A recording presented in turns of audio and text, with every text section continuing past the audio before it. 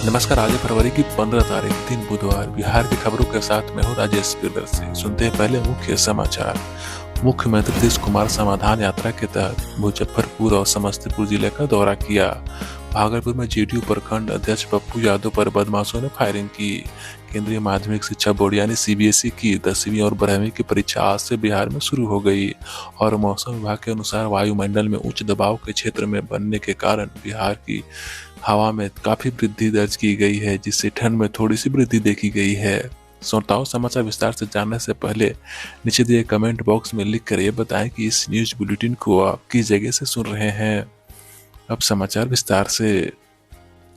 बिहार के आईपीएस अधिकारी विकास वैभव और डीजी शोभा होतकर के बीच जारी विवाद भले ही थमने का नाम नहीं ले रहा हो, आरोप प्रत्यारोप का दौर भी जारी हो। आईजी विकास वैभव ने डीजी शोभा होतकर के अधीन कार्यालय से ट्रांसफर या फिर छुट्टी की मांग कर डाली और इस मामले में अपर मुख्य सचिव को पत्र भी लिखा है, लेकिन इस बीच ट्विटर पर पूरी तरह सक्रिय है।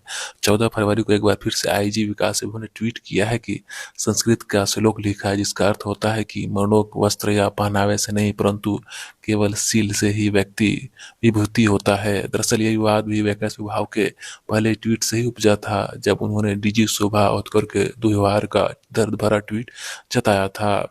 केंद्रीय माध्यमिक शिक्षा बोर्ड यानी सीबीएसई की 10वीं और 12वीं की परीक्षा बुधवार से शुरू हो गई। पटना जोन से 10वीं में 2.30 लाख और 12वीं में 1.10 लाख परीक्षार्थी शामिल होंगे। इसके लिए कुल 550 परीक्षार्थी केंद्र बनाए गए हैं। बिहार की बात करें तो 10वीं में 1.30 लाख परीक्षार्थी और 12वीं में 80,000 परीक्षार्थी शामिल होंगे। कदाचार मुक्त परीक्षा के लिए राज्य भर में 364 परीक्षा केंद्र बनाए गए हैं।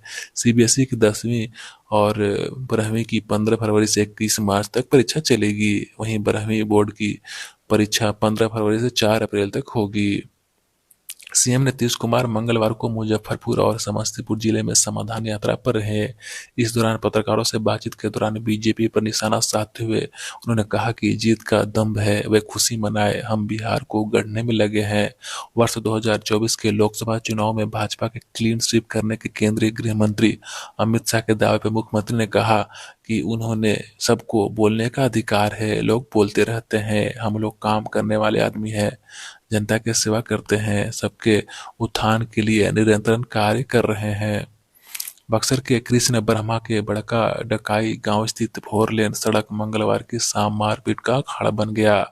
2 ऑर्केस्ट्रा संचालकों और उनकी नर्तकियों के बीच जमकर मारपीट हुई। फिर दूसरे गुट द्वारा चलाई गई गोली में एक युवक गंभीर रूप से जख्मी हो गया। आरोप है कि मारपीट के दौरान चलाई गई गोली युवक के जबड़े को छेदते हुए बाहर निकल गई। इस घटना में ऑर्केस्ट्रा संचालक और उसकी एक नर्तकी को भी गंभीर चोटें आई है। बिहार के उप मुख्यमंत्री तेजस्वी यादव ने मंगलवार को दिल्ली के मुख्यमंत्री अरविंद केजरीवाल से मुलाकात की। इनकी एक तस्वीर तेजस्वी यादव ने ट्विटर अकाउंट से साझा की। ट्वीट में तेजस्वी यादव ने मुलाकात के दौरान हुई बातचीत के भी कुछ अंश साझा किए। तेजस्वी ने बताया कि अरविंद केजरीवाल से मुलाकात के दौरान वर्तमान में सामाजिक, राजनीतिक और आर्थिक मुद्दों पर विस्तृत चर्चा हुई। जेडीयू नेता रसूल बलियानी के सेना पर दिए बयान पर सीएम नीतीश कुमार ने मुजफ्फरपुर में प्रतिक्रिया दी है। उन्होंने कहा कि इस तरह के बयान पर ध्यान देने की जरूरत नहीं है, कुछ लोगों की बोलने रहने की आदत होती है। उन्होंने कहा कि बलियावी की बात से हम बात करेंगे। भागलपुर जिले के खरकी के जेडीयू प्रखंड अध्यक्ष पप्पू कुमार यादव पर अपराधियों ने ताबड़तोड़ फायरिंग की। बदमाश उन्हें घर में छिपकर बैठे हुए थे। गोली लगने से पप्पू घायल हो गए और वारदात बीती रात देर तक की है। उन्हें आईसीयू में भर्ती कराया गया है। सुपौल जिले के भटियापी थाना क्षेत्र के चांदी पीपर में एक होटल के पास एनएच 327 ए पर सुबह परिवहन विभाग मधुबनी के कर्मचारी की सड़क हादसे में मौत हो गई। मृतक राजेश कुमार परिवहन विभाग में मधुबनी जिला की डीटीओ कार्यालय में प्रोग्रामर पद पर कार्यरत था। पूर्व केंद्रीय मंत्री आरसीपी सिंह ने एक बार फिर से मुख्यमंत्री नीतीश कुमार पर हमला बोला है। उन्होंने सीएम नीतीश कुमार की समाधान यात्रा को दिन कट्टू बताया है। आरसीपी सिंह ने कहा कि समाधान यात्रा निकलकर सीएम नीतीश कुमार दिन काट रहे हैं। महागठबंधन का सत्यानाश हो गया है। आरजेडी जेडीयू में घमासान मचा हुआ है। नीतीश कुमार को एनडीए छोड़कर महागठबंधन के साथ जाने का फैसला गलत था। वैशाली जिले में राघोपुर प्रखंड के रुस्तमपुर कच्ची दरगाह घाट गंगा नदी पर बने पीपा पुल पर मंगलवार को दूसरी बार भी बालू लोड एक ट्रैक्टर गंगा नदी में पलट गया। चालक किस तरह से जान बचाकर बाहर निकला, इस घटना में किसी के हताहत होने की सूचना नहीं मिली है। पूर्व मुख्यमंत्री और हिंदुस्तान अवाम मोर्चा हम के मुखिया जीतनराम मांझी ने राज्य के पहले सीएम डॉक्टर श्री कृष्ण सिंह उर्फ श्री बाबू को भारत रत्न देने की मांग की है। मांझी ने कहा कि श्री बाबू गरीबों और दलितों के मसीहा थे। उन्होंने अछूत जातियों को छूछात से मुक्ति दिलाई और असभ्य को खत्म करने में अहम भूमिका निभाई है। उन्हें भारत रत्न मिलना चाहिए। यहाँ के पॉलिटेक्निक कॉलेज का नाम श्री बाबू के नाम पर होना चाहिए। मांझी ने कहा कि श्री बाबू ही ऐसे व्यक्ति थे जिन्होंने अछूत और झारखंड के देवघर स्थित बाबा वैद्यनाथ धाम में प्रवेश दिलाया था। केंद्रीय गृह राज्य मंत्री नित्यानंद राय पर हमले की साजिश नाकाम हो गई। बिहार की वैशाली पुलिस ने हाजीपुर से एक युवक को गिरफ्तार किया है। खबर है कि आरोपी ने नित्यानंद राय को महाशिवरात्रि पर गोली मारने की धमकी दी थी। केंद्रीय मंत्री शिवरात्रि के मौके पर हाजीपुर में निकलने वाले शिव बारात में शरीक होने वाले हैं। उन्हें जुलूस में जान से मारने की धमकी देते हुए वीडियो सोशल मीडिया पर वायरल हो गया था। डिप्टी सीएम तेजस्वी यादव ने सोमवार को दिल्ली में अपने पिता लालू प्रसाद से मुलाकात की। लालू प्रसाद की सिंगापुर से आने के बाद तेजस्वी यादव पहली बार उनसे मिलने दिल्ली पहुंचे।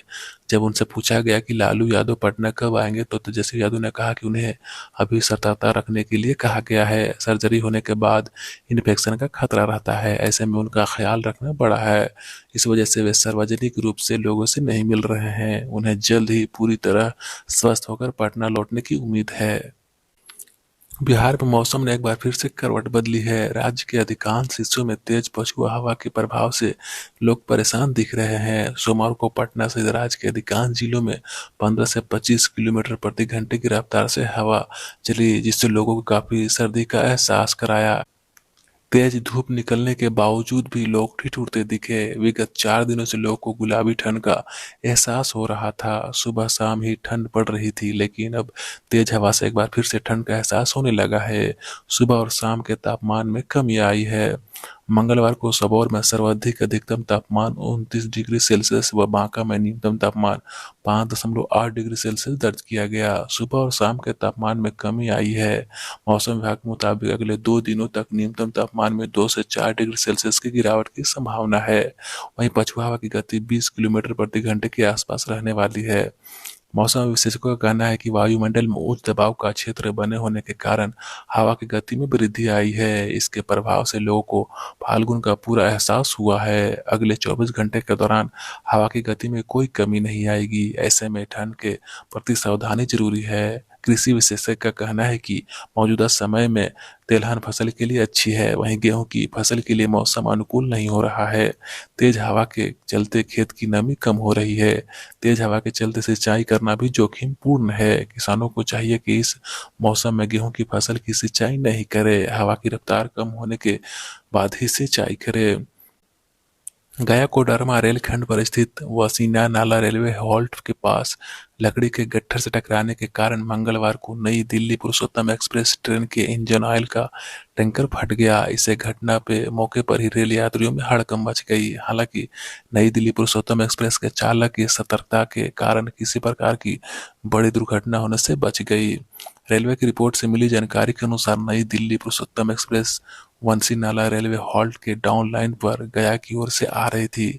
आसनसोल वाराणसी पैसेंजर ट्रेन पर लाइन में खड़ी थी। इसी क्रम में पैसेंजर ट्रेन से जंगल से लकड़ी ले जाने वाले तस्कर ने लकड़ी का एक गट्ठा डाउन लाइन पर फेंक दिया, जिससे पुरुषोत्तम एक्सप्रेस के इंजन का ट्रांसफार्मर ऑयल टैंकर से टकरा गया और फट गया।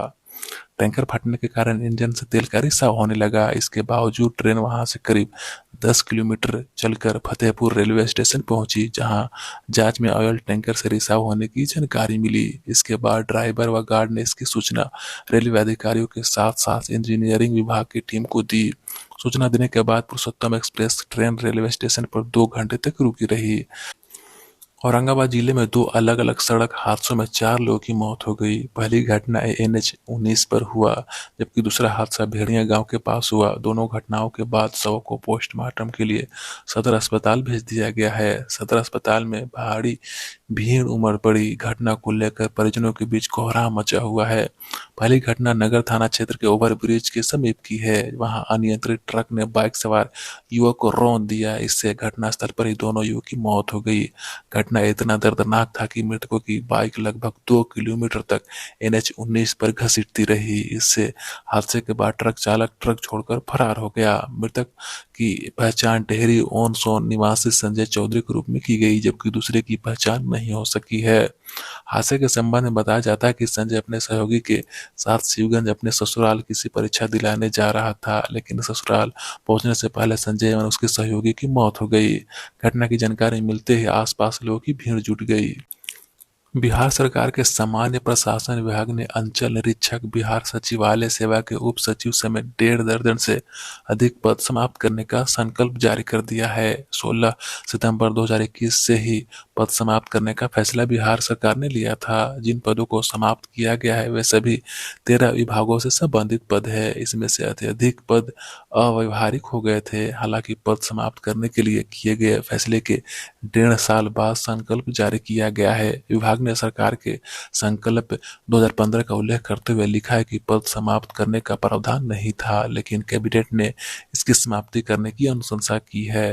सामान्य प्रशासन विभाग की ओर से 13 विभागों के 1.5 दर्जन से अधिक पदों को समाप्त करने का जो संकल्प जारी किया है उसमें अंचल निरीक्षक, विजिलेंस उपाधीक्षक, बिहार सचिवालय सेवा के उप सचिव के पद शामिल है। इसके अलावा जिन विभागों के पद समाप्त किए गए उनमें लघु जल संसाधन विभाग शामिल है। मुजफ्फरपुर मीनापुर थाना क्षेत्र के एक गांव में 10वीं परीक्षा के टेंशन में एक छात्र ने जहर खा लिया। घटना रविवार देर रात की है।